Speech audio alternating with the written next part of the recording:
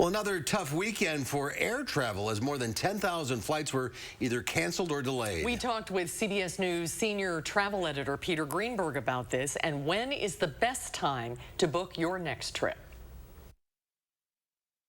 So, Peter, the last time we talked, you said the U.S. Department of Transportation and Congress were considering ways to get some relief to flyers dealing with these long delays and cancellations. Where do we stand on that? Well, one bill has been introduced by Senators Markey and Representative Cohen that would require airlines to immediately refund you money if they cancel your flight. Now, there's a U.S. Department of Transportation rule already on the books, but this would sort of codify it as a piece of legislation.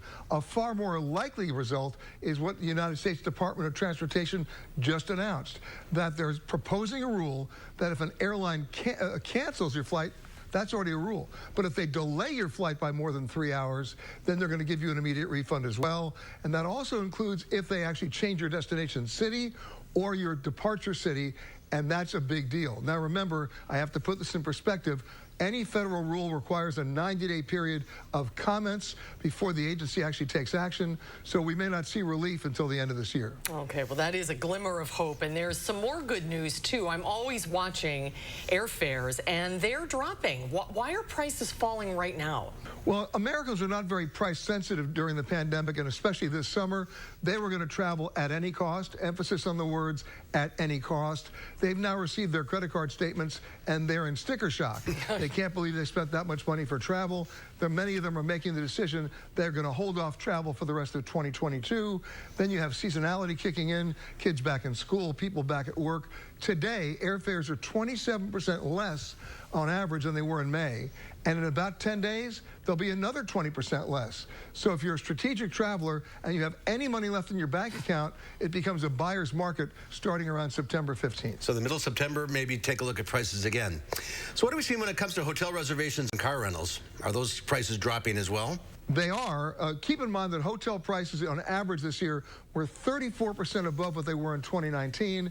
But again, those prices are coming down because the forward-looking bookings are not strong. They're following the airline bookings. So you'll see those prices coming down and rental car prices as well. I'm in Fort Myers, Florida right now.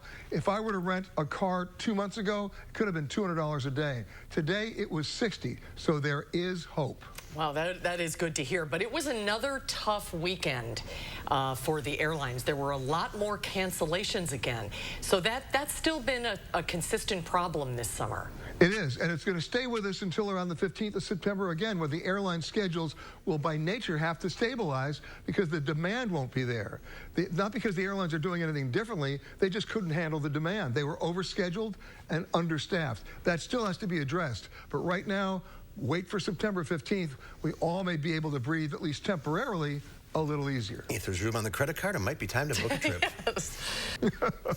Peter, thank you. Great to see you again. Hope to see you this fall, Peter, in Madison for a Badger game. Oh, you know I'm coming. I'll give you guys notice, but I'm going to be there. The prices are coming down. You have no excuse. Yeah, right. Thanks, Peter. Thank you, Peter. Bye, guys.